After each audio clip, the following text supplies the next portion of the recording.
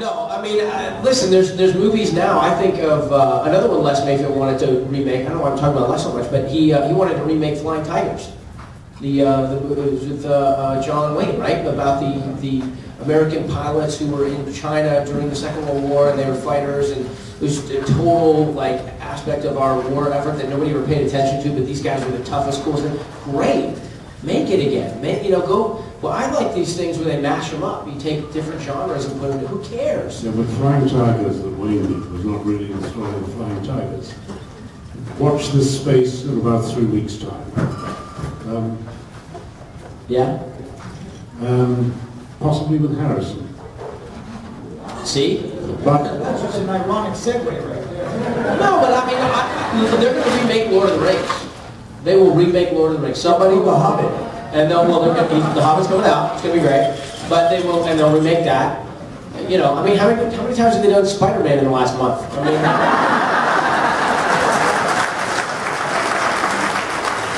it doesn't matter. People will develop, our capacity to select. I mean, you just go to iTunes and what you can put in a title and find 15 versions of the same thing. And we now have to develop our own disciplined viewing and listening habits. We have to decide why we want to watch something instead of just waiting. I mean, when most of the movies we're talking about came out, that was it. They were the only game in town. Superman, that was 1982 or whatever, and there was nothing else going on. 79. 79. All right. So my point just is now there is such a conflagration of options. People can just, so good. You go ahead and remake Casablanca and you remake something, and in the back someone will come up with their own cool thing, and who cares? You, as an audience member, will go find what we want to find and enjoy what we want to enjoy, and that's how I feel about it. And at the end of the day, let them mess it up themselves, right? Because look at Willy Wonka is the perfect example. I mean, don't make it, please don't do it, please don't ruin that movie. Oh, you made it, and you didn't ruin that movie, you just ruined your own movie. So. That guy's been fighting for it, yeah. Yeah, I got a question. By the way, nice meeting you guys. I'm not really familiar with The Hobbit, with the book series, but I've seen the Lord of the Rings movies. But my question to you all is, why is it that Orlando and Elijah are going to be in the new one, but you, John, and you, Sean, aren't?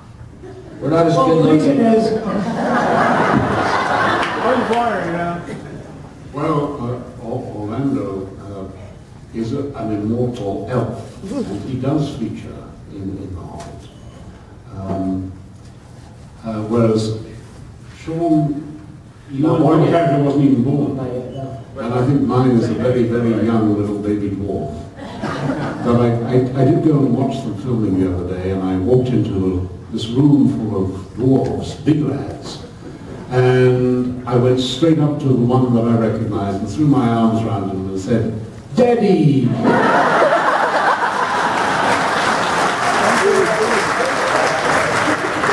Not for nothing, but The Hobbit, I like The Hobbit more than The Lord of the Rings, the book. I just love it. It's a children's story, and I can't wait to see how he turns them into 2 movies. I don't know, you may have read the script, I have no idea how he's going to do it, but it'll be amazing. It'll be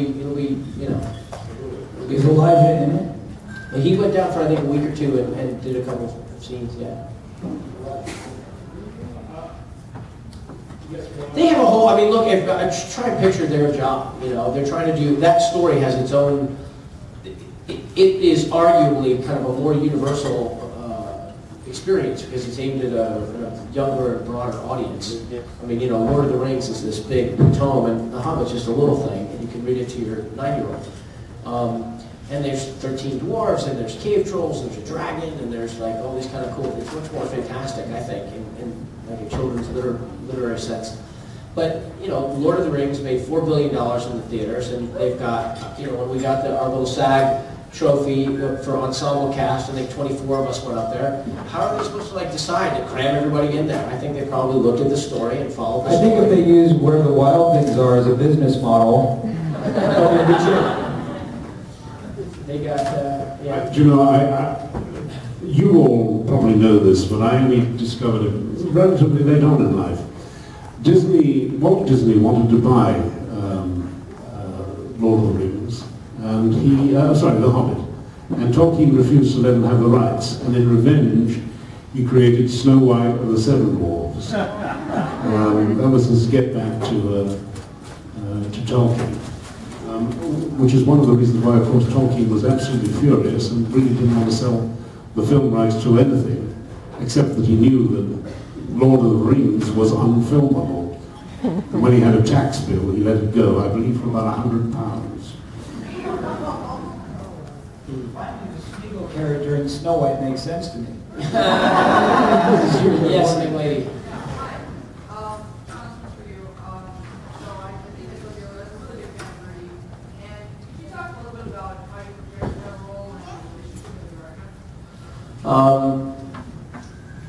Yeah, you know, I sort of didn't finish my parents' influence thing, and my dad worked with me on the Goonies audition for a few hours, and then drove me to Amblin, where Steven's offices are, and I went in and I totally messed the audition up. I mean, I just kept fumbling the lines and messing up, and I actually cursed at one point. God damn it, I can't.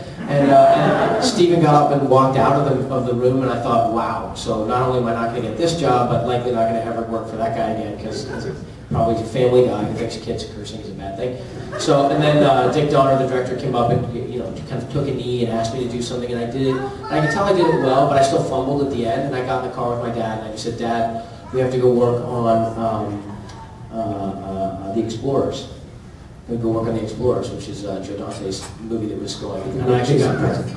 My dad said, I don't understand. I said, I just messed up. I was too nervous. He said, it's impossible. You were too well prepared. It's impossible that you messed up. I said, I did. I couldn't spit out the words. He just was in shock. By the time we got home, there was a call with an offer for Goonies and then a test offer for The Explorers. So I had to decide whether to take the bird in the hand and to the bush. And I got to kiss the girl in Goonies, so I chose that one. You know, I also was up for Explorers. Huh? I was also up for Explorers. I'm sure we were there the same day. And I also had to make the choice, do I want to do Goonies or do I want to do Explorers? Wow, that's pretty good. Yeah. I auditioned for like River went in, and then he came out sobbing, and I went in after him, and Rob Reiner and all of them were sobbing, and they're like, okay, go ahead. It's so close. You mean for Standby? Yeah. Oh, so wait, so you auditioned for Standby but didn't get it? Right. I auditioned for Lord of the Rings but didn't get it. Huh? We both auditioned for Explorers and both got it. This is a good score sheet. I'm like, Encino, man! You got it, I didn't get it. The Rudy movie, what happened was Rudy saw Memphis Belle. Rudy saw Memphis Belle, and the first scene of Memphis Belle, we're playing football, like with our shirts off in the Royal Air Force Base, Duxford or whatever, and he stood up in the theater and said, that's a guy who wanted to play me. And then they all raced out and saw Encino Man. So apparently that was a good one for people to look at to see if, and I went in, and it was, they actually wanted me, they came after me from the creative level, the writer, producer, director, and Rudy wanted me, and then they Mark Platt, who's the president of TriStar at that point, didn't want, he wanted Chris O'Donnell. And so they said, well, listen, we really want you, but you have to test order. The studio's not going to buy it. So so I prepared an audition, and I went in for David Anspaugh, and I was part nervous and part pissed off, and I did the audition, and it was more of a working session. Like, he was trying to get me, he really was trying to get me the job. They wanted me more than they wanted Chris. And my audition was kind of flat. But he kept working with it, and afterwards I said, well, is it there? Is that what you want? He goes, well, it's not a performance level yet, but I think it's enough for them to see. So, which is an amazing thing. It's a total unique. Dude, you were brilliant in that movie. Thanks, man. Right? Almost as good as the second Lord of the Rings, because that was like your best performance of your lifetime. Second one, right? I had John Davies for my inspiration. I know, the scene where you guys were crying together, it was so beautiful. Oh wait, that's I wasn't asked to audition for Goonies. You're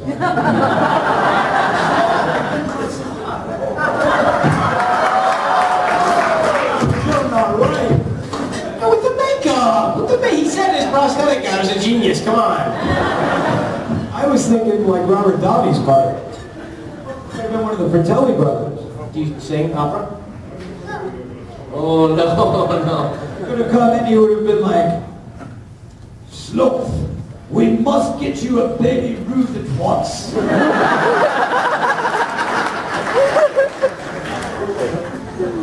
What you must understand about the rich stuff is it is down the tunnel. We're not going on another half-witted adventure. John was really patient with me for the first year and a half of doing Lord of the Rings. And then at a certain point, doing Indiana Jones stuff, he was looking at me like, oh, really? Again? Somebody from the back. Somebody way in the back. Way in the back. Anybody way in the back? Oh, no, anyone? Go ahead, yeah. I've got a question for all three y'all. What was your either favorite role or movie y'all did? I really like Sean in Lord of the Rings, the second one. Stand By Me. I thought John Rhys Davies was great. John Rhys Stand By Davies Me. was great. He was great in Sliders.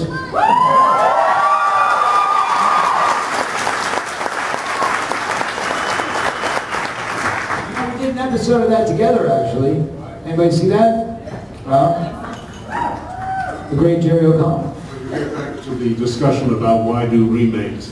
I think we did more remakes and more films in that last series of Sliders. Twisters, Tremors, Night of the Living Dead. The Island of Dr. Moreau, they use the same masks. That classic moment when I went and saw the Ryhs looking around the new DVD release of Species. We can take a piece of that and we can do that. Okay. No, not for me. I personally think, to answer the other question, that to make remakes demonstrates your creative redundancy.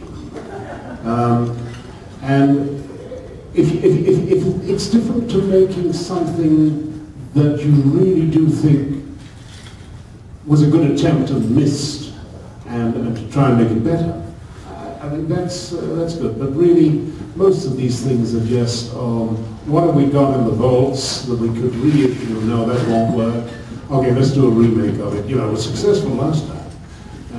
And it's as dumb as that. William Goldman actually said in Hollywood, no one knows anything. And that's true. No one knows anything. And the three of us can prove that.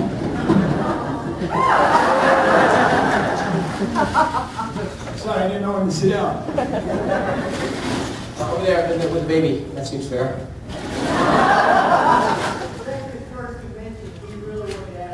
Yeah, go ahead. Okay, give him the mic.